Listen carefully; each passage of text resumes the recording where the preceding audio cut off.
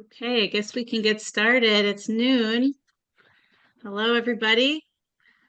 Welcome and thanks for joining us today for our April Lunch and Learn on the very last day of April.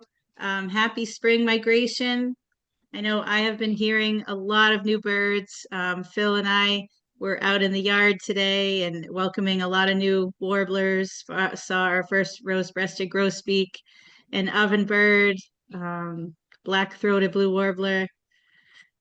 Um, and we are hoping that you have birds where you are. I'm guessing you do, with it being a really good migration night. So I'm Julie Brown. I'm the Raptor Migration and Programs Director at Hawk Migration Association, and I will be facilitating things today with Phil Brown. He's the Bird Conservation Director at the Harris Center for Conservation Education. And we're very excited to welcome Alex Terrigeol, Director of Tadoussac Bird Observatory.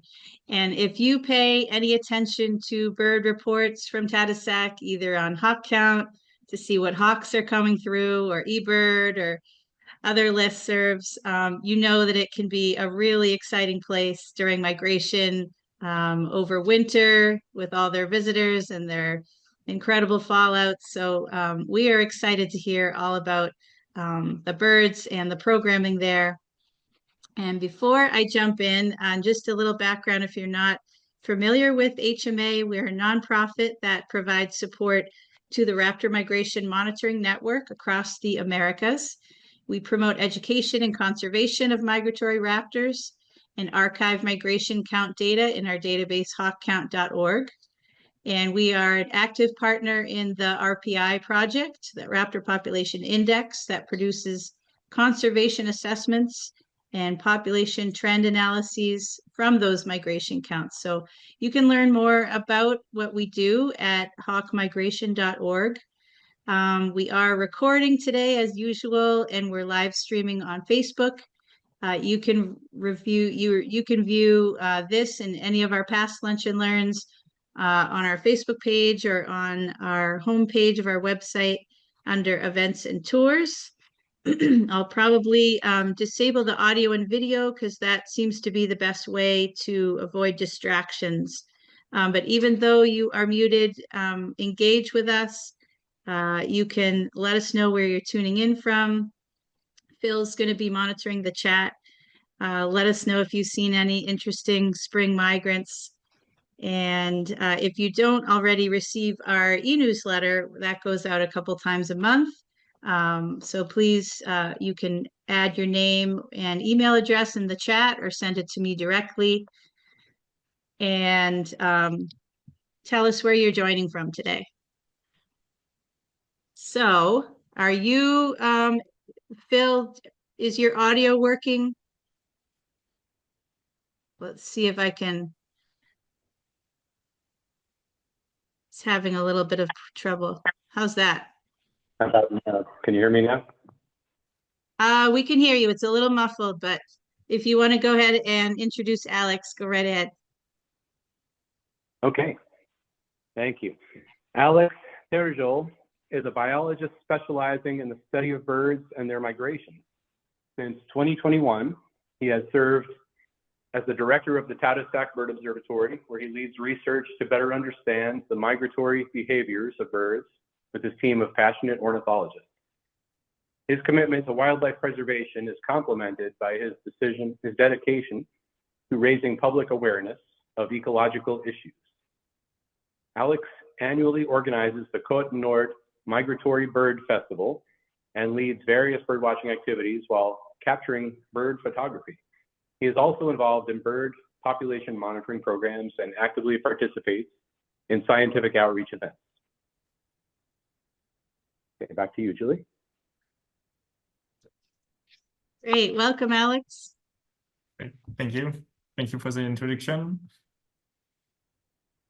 So we're ready to start, I guess. Go right ahead. Yeah. Excellent. So nice to see everyone. I will try to give an overview of the Tadoussac Bird Observatory over the years. So just starting with a presentation, a picture of the dunes of Tadoussac where we do our bird census every year since 1993. Oh. And it's really cool. We're going to participate. Oh, sorry. Oh. Okay, so first I'd like to thank all the volunteers, with whom we would not be able to take all the data on birds and do all the work we're doing, all the past and present employees, and our financial partners and sponsors. I prefer to start with the thank because I don't know how long I will take during my presentation. This is the first time I'm doing it in English.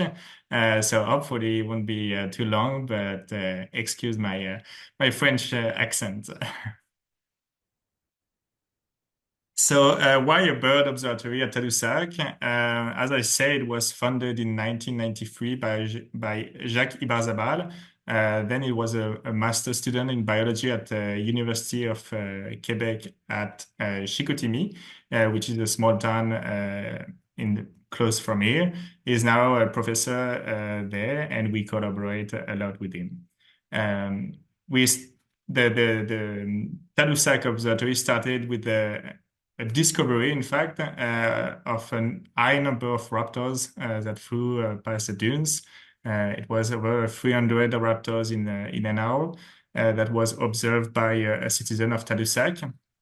And from that, they decided to create an observatory to follow this huge number of raptors. And then during a year, it was more than 10,000 raptors followed for a 3-month period.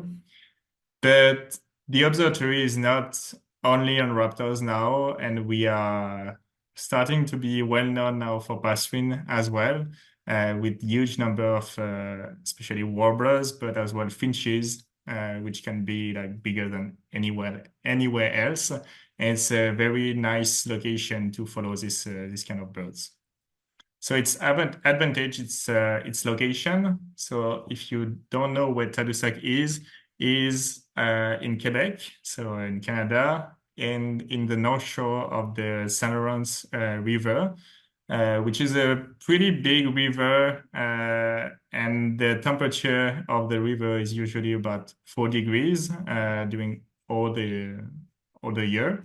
So this river acts like a barrier for raptors because they can't use the wind to cross the river because it's too large and it's risky for them to cross it. So they usually just follow the river and reach Tadoussac, where it's starting to be smaller, and they can it's easier for them to cross the river. And for the other birds, it's a stop as well because it's at the end of the boreal forest. So we can see birds moving inside the boreal forest, and I will talk a bit more about that later. So as you can see here, a representation of the boreal forest, and you can see the position of the Tadoussac Bird Observatory here, just at the end.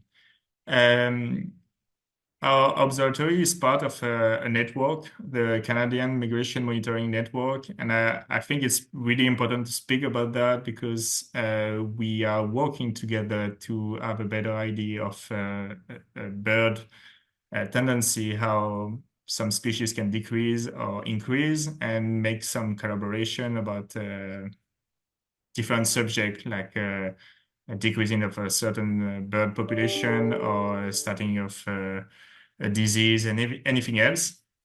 So it's a large collaboration, and we're really glad we have it in Canada.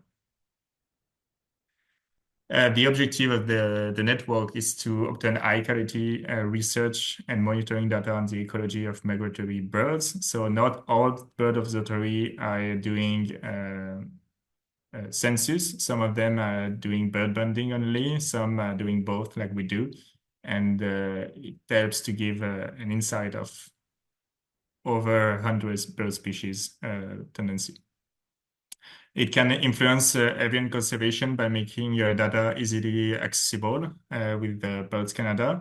and it helps to raise public awareness about avian biodiversity and bird migration.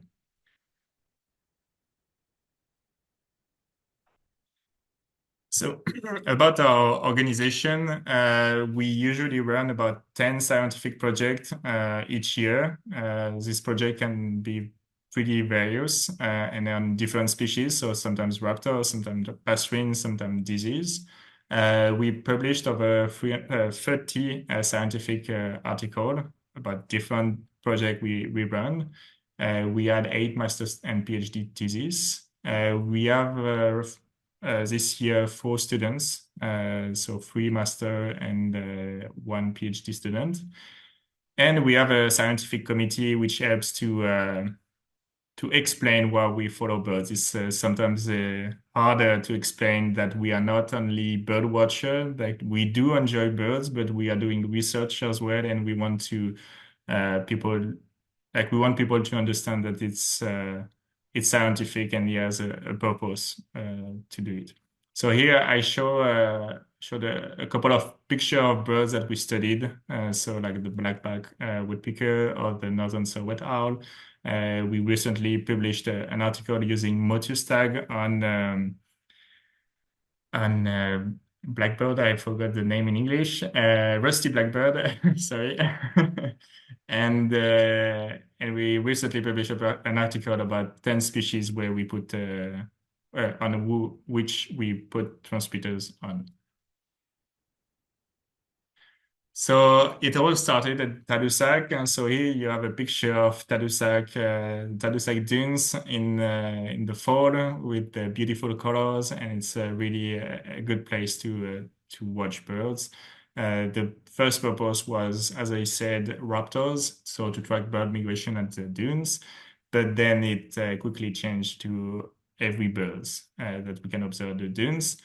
And as we are at the end of the boreal forest, it helps us to take the pulse of the boreal forest. So like the bird, when they're just leaving the boreal forest, we know if they're decreasing or increasing, which is sometimes harder further south in North America. With over 30 years of data, we were able to show some tendency. So like for the Sharp-shank hawk, we observed a slight increase over the year, which was linked as well in the recent years with spruce budworm outbreak. So if you're not familiar with it, it's a small insect that eats spruce. So it's pretty abundant here, and it follows a cycle of close to 30 years of invasion and then decrease. But it's at the base of the food chain in the boreal forest for birds. But we have as well some decrease of some certain raptor species, so like the red-tailed hawk and the rough-legged hawk, which we are currently studying. If the decline is like we need to be alert, or I miss the word, but if there is a problem, and how can we help to help these 2 species? We then, so as it started with the census, we quickly add a birding program. I like always to explain why we do banding. So it's not only to put a band to a bird and expect to recapture it. It's to take a lot of data. So like the sex, the age, physical condition, things we couldn't have only with visual observation. And it really helps us to understand if a bird species is decreasing or increasing, and what would may be the cause of this change in population. But it also help a lot for bird public awareness to explain which bird species we can find in the boreal forest and why they're so important to protect. We started as well 30 years ago now to monitor boreal and northern saw-whet owl. So here, northern saw-whet owl. At this time, like in 1996, we didn't know much about the boreal owl, and we thought the northern saw-whet owl were not breeding up north. We now know that it's not the case. We catch quite a few northern saw-whet owl and boreal owl. And as you can see in the graph, the boreal owl follow a cycle of 4 or 5 years, which is directly linked to a small mammal that the species is eating. And this mammal follow 4 or 5 years cycle linked to the number of seeds in the boreal forest. And for the northern saw-whet owl, the tendency are a bit different, maybe linked to the change in the forest habitat we find here with more. I miss the word. Sorry. So it's just a baby northern saw-whet owl that we like to call it a chocolate one by the color. But for the boreal owl and the northern saw-whet owl, we have quite a few we capture. So I said before it was not the main idea, but for this species, it's pretty nice. So in green, so strong green, you have the recapture of birds that were banded in Tadoussac. In yellow, it's a bird that was banded outside of Tadoussac and then recaptured in Tadoussac. And in orange and green, like light green, that the boreal owl. So as you can see, they remain in the boreal forest. But in the recent years, we were pretty excited with this recapture because after 27 years without foreign recapture of boreal owl, we had the luck 2 years in a row to catch 2 boreal owl just 15 days after they were banded. So they just went from west of Quebec to Tadoussac in just 15 days, so about 700 kilometers. And as you can see, they remained in the boreal forest. So it's really interesting to see this kind of movement from west to east, which is very different from the northern saw-whet owl. We have an activity as well. So as I said, we're doing public awareness. So we have an activities that we offer to the public, which lasts for 1 hour and a half, where we explain all the work we do at Tadoussac and all the work we do with the owls. And if there is an owl, we explain everything we do with them. We have then some special targeted bonding programs to better understand the eruptive movement of certain boreal species. You will understand with the graph. So as you can see, the number of bird species can really change over the year. It's true for purple finch and evening grosbeak, but it's also true with the red poles and white-winged crossbill, where the number can change from 4,000 in a year to 200,000 in a year. So we try to better understand this fluctuation in numbers, and we want to know like how the population fluctuates and why. Sorry, we're starting this year a special program on evening grosbeak with the Finch Research Network as well as a collaborator, and I will explain just a bit later. As Julie, I think, said at the beginning, I'm organizing the festival, so our annual festival in the fall, where we have lots of different activities to explain our research, but as well to make people discover our region.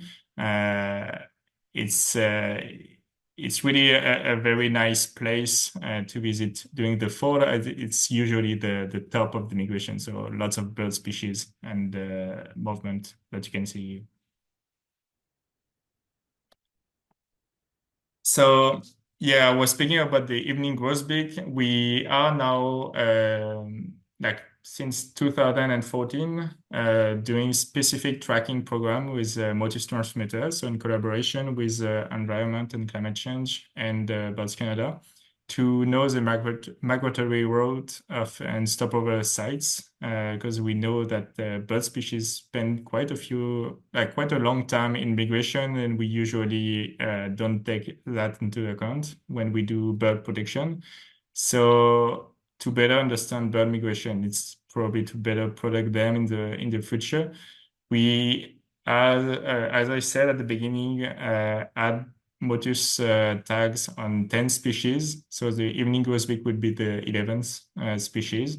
And we had quite some good movements. So here, a purple finch that we wanted to understand where it was going.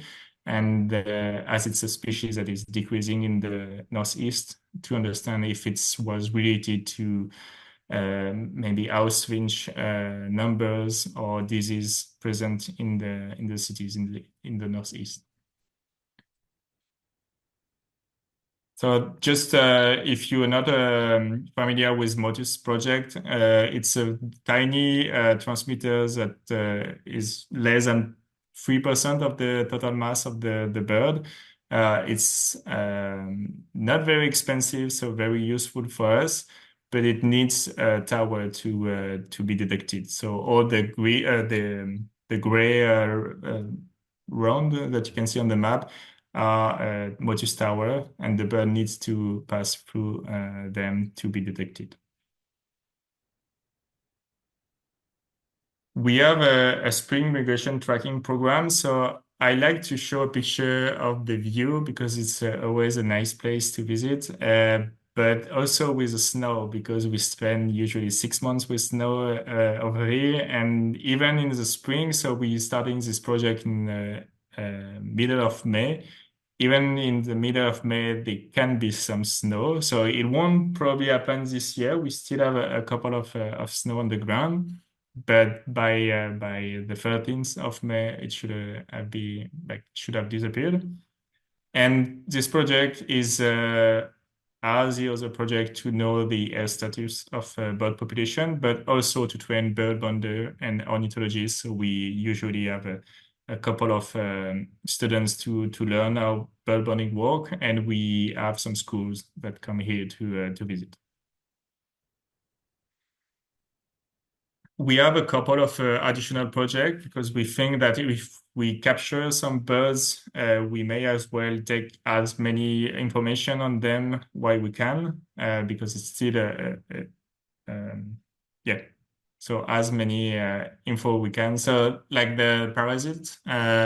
So here with the northern parula, you have a flat fly in the flask. So flat flies are species of insect that you can find on different bird species. They usually find on the ground, and we found that there were at least 4 species of flat flies that were parasite of birds in Quebec, and we as well found a new parasite flat fly species, which was at first only found in Europe, so it arrived here. So it's a good project to know some invasive species and how it can affect birds in the future as well.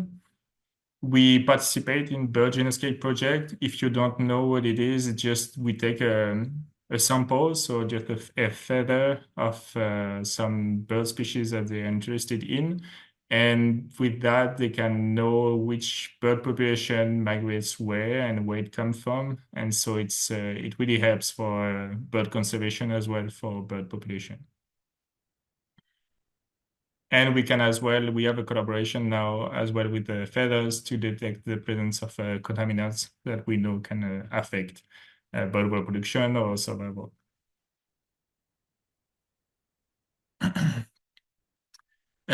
We also started a bird program, bird migration tracking program at the Cap Tourmente National Wildlife Area if you don't know, I don't have a map, unfortunately. I'm sorry. It's just a bit north of Quebec City. It's renowned as the best bird watching site in Quebec with over 320 species, I think, that was observed over there. And it's a very nice and important hotspot for stopover, in fact. So during the spring and the fall, you can see thousands of birds that just stop here, eat, and then go back to the migration. And it's as it's close to Quebec City, which is like one of the second biggest city in Quebec. It's also a good place to raise public awareness about the migration phenomenon. We also had a couple of nice recapture with the different branding program we got with Passerine, even if it's pretty rare. So I added a picture of a morning warbler, which is the last recap we got from Northern Carolina, sorry. So a beautiful male that was banded in spring and recaptured in fall of the same year. But as you can see, so in orange, it's the bird that were banded in Cap Tourmente and recap outside. And in green, it's the bird that were banded in Tadoussac and recap outside. And you can see in Vancouver 2 dots, so they're not mistakes. It's, I forgot the name in English. Pine siskin, yeah, pine siskin that were recaptured over Vancouver. So 2 years apart, 2 different individuals, so not related at all. Well, what we think, and they were recaptured there. So they just crossed the broad forest over, I think, 1 or 2 years. So it's always interesting to see bird movement. We have a young ornithologist workshop because we think that training the ornithologist of tomorrow, but as well explaining why birds are important and why our work can help birds is important. So we usually have so in this picture, only I think 7 young, but now we have 12 or 13 young every year. And we have multiple activities with them. So bird bonding, but bird observation and conferences and other activities with them. So it's really fun. So we have now the reverse migration tracking programs was one of the last program we started. And it was to document and understand this unique phenomenon. And for that, I have a short video to explain it because we had the SNAP Quebec, which is a conservation organization in Canada that came here, luckily, just 1 day before this movement happened. And I think you'll see for yourself.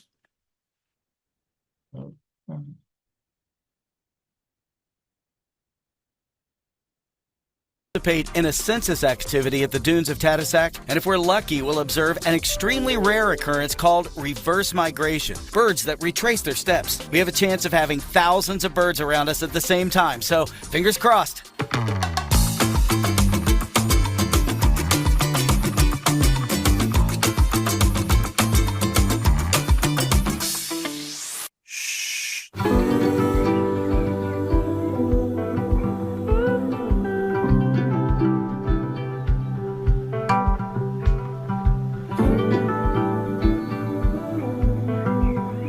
Good morning, Alexandre. Good morning. How are you? Yeah, I'm good. What about you? We're on the edge of the St. Lawrence River, and we're in the company of birdwatchers. There are also people doing bird censuses, including the employees of the Tadoussac Bird Observatory. We're in patience mode today. We spend several hours watching birds with our binoculars, with our observation glasses.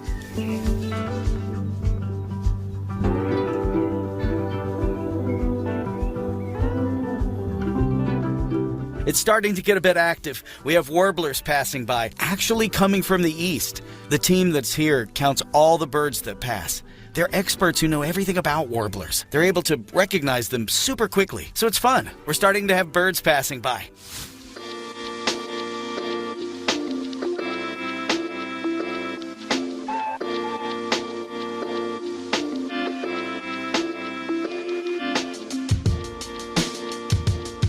We start here at 7 a.m. every morning, 7 days a week. If the birds pass, we can finish at 4 or 5 in the evening. Some days it can go up to 300, 400 birds, and some days it can go to 30 or 40,000 birds. We note them all on paper or with clickers. We do this to find out what the trends are in bird populations in Quebec. To do long-term monitoring like this, we use 27 or 28 years of data to see if the species are increasing or declining. Can you explain to us what's happening this morning? It's the first day that there are so many warblers. They've just arrived. They're going to go southwest. And it's a bit contradictory because it's spring. We think it's like a migratory correction that they're going to make, and they're going to change direction to go back north after that. Everyone's excited to see these birds arriving from Costa Rica.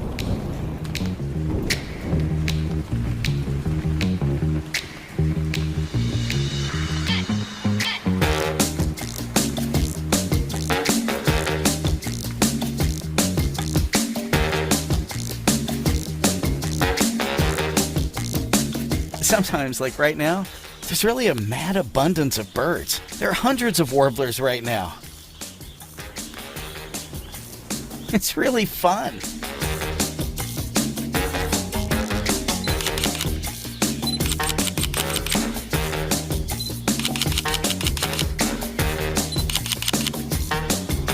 It's just crazy. It's thousands of warblers. And it's not 1,000 once in a while, it's thousands continuously. It's incredible. It's an incredible phenomenon that we can't experience very many times after all. Is it difficult to count all these birds? It's extremely difficult, actually. Already the birds are everywhere around us. Some are very close. It's super easy. We can see them very well. We can identify them with the naked eye. We don't even need binoculars. But there are some who are extremely far. We don't necessarily know where they came from. We could place transmitters on the warblers and then have Modus towers, for example, scattered around. That way we could really see where they come from.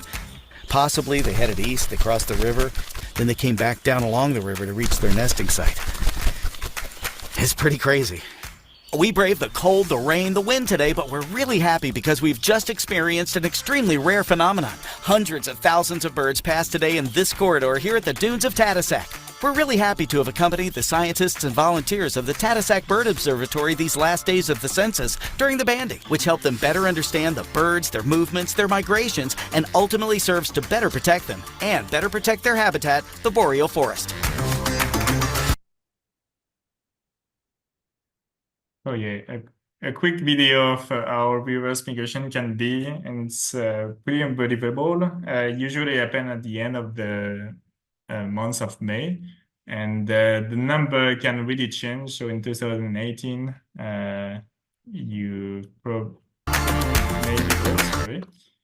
you've maybe heard or read this article of Ian Davis, who is a ornithologist working at the Cornell Lab of Ornithology, and is coming here every year now, every spring, to witness this phenomenon. So you'll be very welcome to visit us for this. We also have some summer project because we specialize in bird migration, but we also want to understand more about the breeding success and survivorship. So we have this project at the Côte-Nord National Wildlife Area, where, so as I said, it's an important stopover, but also a nice breeding ground for a couple of birds we don't see much in Quebec. And earlier this year, we're starting as well some birding tool, because we thought lots of people, I received quite a few email every month to learn and to see if they could join us to watch the birds. But as we live in Quebec and it's mainly French, it's not very easy. So we're starting now the birding tour, which bilingual, so English as well. And it's to introduce the region and its bird to as many people as possible. We every year have lots of rare birds. So here is just an example of, I don't know the name in English. In fact, I just realized. So I don't know if you know, maybe. Oh, no. It's a bird that you see in the West Coast, and it was the first time we saw it in the region. But the region is just renowned for the high number of birds and the diversity as well that we can observe here. So feel free to send us an email, and we can work on that. And so, in conclusion, thanks to its northern location, TBO plays a key role in the study of bird migration in eastern North America. We are the only observatory capable of tracking features and witnesses with reverse migration phenomena of this magnitude. Because it's not a fallout, it seems to be occurring several years now in a row. And it is part of an important monitoring network that is essential in the current context of biodiversity loss and global change. So if you want to follow us, feel free. I share all the network where we are. Thank you.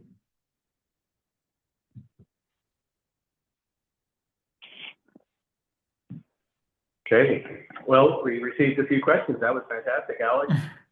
Thank you so much for that presentation and such incredible spectacles that you get to be witness to.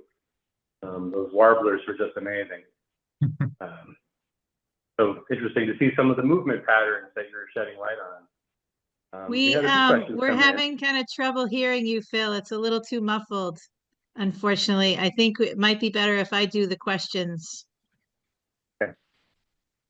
Sorry, his audio is a little, he's using his phone and I think it's a little too muffled, but that's okay. But thank you, Alex, so much for that. Especially that video really portrays the migration there, and I would love to be there for one of those incredible days. That's just amazing. The condition can be pretty harsh, though, as you saw on the video, like lots of rain, windy, cold. So it's not like the best weather to watch birds, but if you're outside, it's really worth it. Okay. We have a few questions, and feel free to add some more if you have any. There's one question that came in regarding your hawk migration data on hawk count. Is your, I know you are a important raptor population index site with using your long-term data. Someone was wondering about your data being marked as private on hawk count. Is that like some data on hawk count the public are not able to view? Is that to protect against certain like local wind development interests or another reason?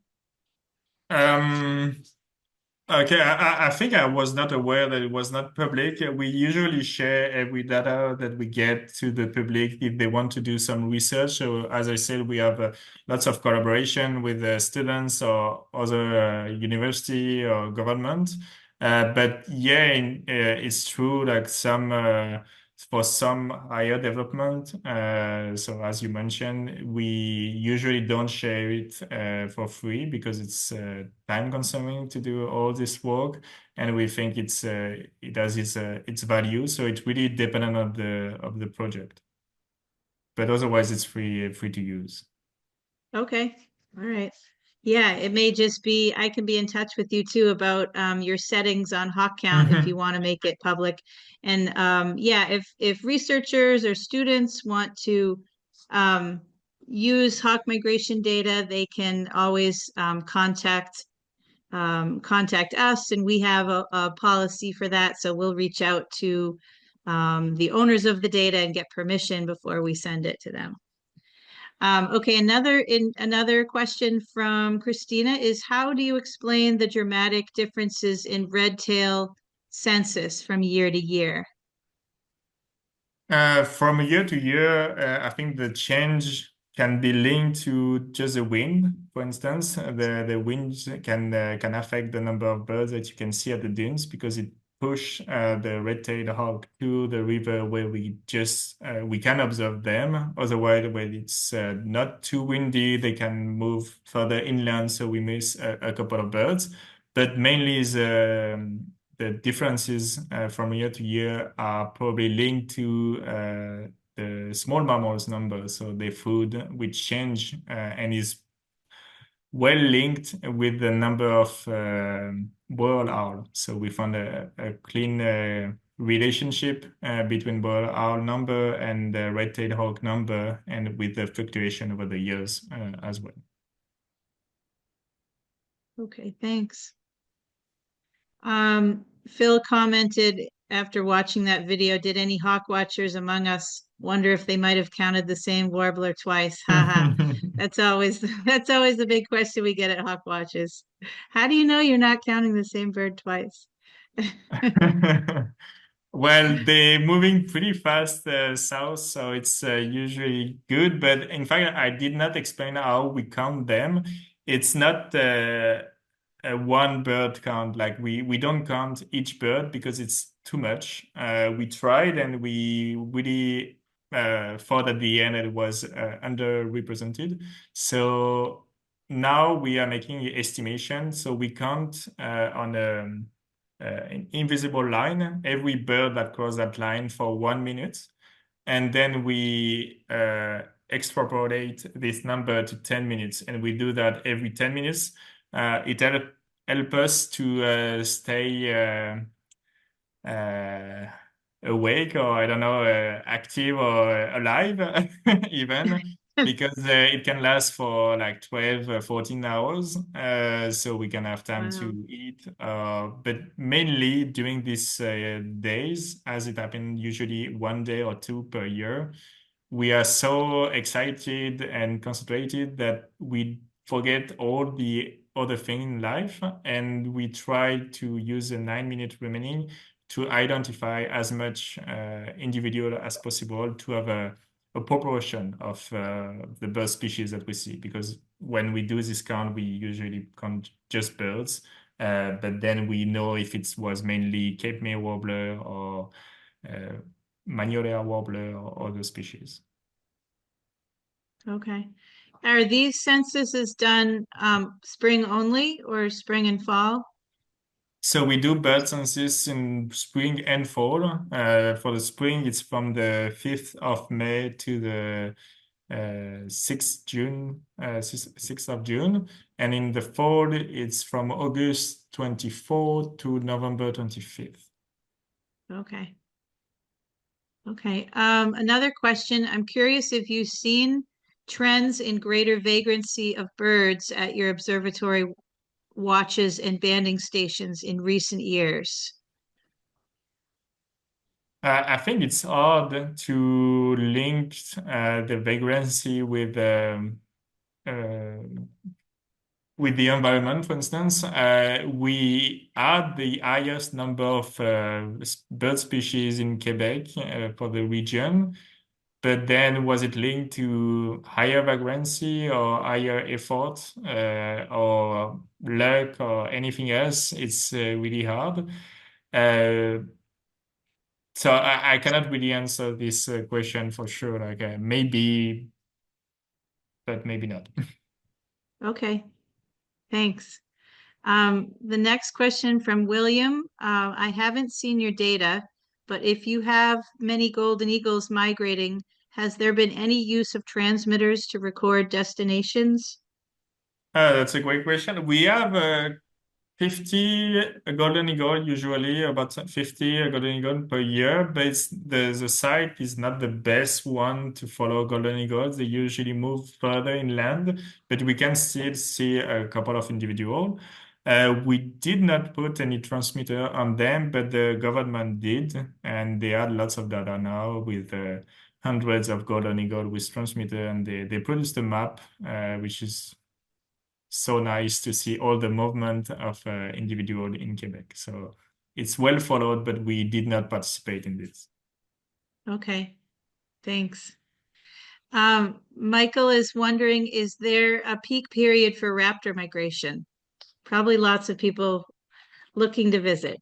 Yeah, in fact, on our website, we have a map of when it's the best for each bird, like raptor species you want to see, because it really depends on the time of the year. So, for instance, the end of August, beginning of September is really nice for sharpshine and broad-winged hawk. But if you wait for October, it's really nice for golden eagle and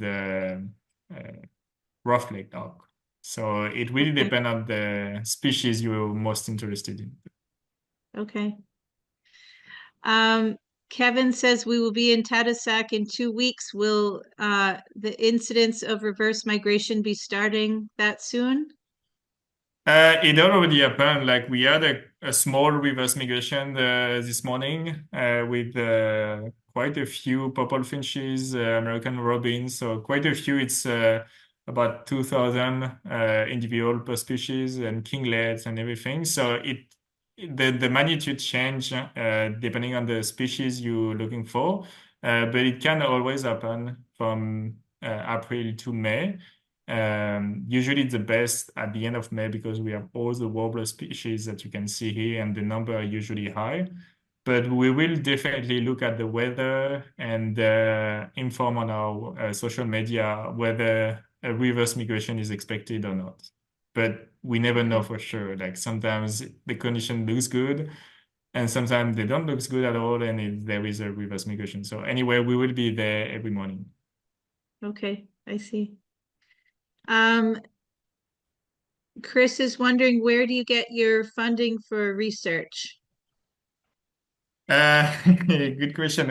Mostly from the environment and climate change, and from the government, provincial and national, federal, sorry. But we have some private foundations that give us some money as well for some specific project. We have some donation, and but for the reverse migration, for instance, we don't receive any funding because it's we cannot use this data to make bird tendency, so it's not very interesting for the government. But we think it's a really interesting phenomena to explain and to follow. So we try to keep it as it is with a very limited amount of funding. But yeah, otherwise as we have a team of ornithologists that are pretty sharp, we have some contract as well. So some contract on bird identification, and we work on that, and we make a couple of benefits to use it on our research project. Okay. Phil asks, your increasing counts of sharp-shinned hawks over the years seems surprising for an eastern site, as this species has declined elsewhere. Any thoughts on why that could be? Yeah, in fact, I think on RPI, the number is not increasing that much. So it's probably linked as well with the effort and the wind movement. So we observe more sharpshine when it's windy, so they get more at the dunes. But the direct relationship is more with the number of warblers. So as they are bird predators, they increase a lot with the warblers numbers, and which is linked to the spruce bollworm outbreak. So we may see a decrease in the future, but for now they're really increasing, and I think the total count last year was over 5,000 individuals. Okay. I think that's all the questions for now. Phil just added a link to your website and also to Hawk Count. So if you want to check out the site profile there, that was just phenomenal. I can't wait to get up there, Alex, and see the migration either spring or fall. It's an incredible place, and we thank you for you and your staff, your volunteers, all that you're doing for bird conservation and education. It's great to see that Young Birders Club that you have and that there's enthusiasm for that. So thank you so much for taking the time to speak to us today, and for all your great work. Thank you. Thank you to you. Do you want me to show the last slide? Oh, sure. Yeah, Okay. you can put up the last slide if you want to.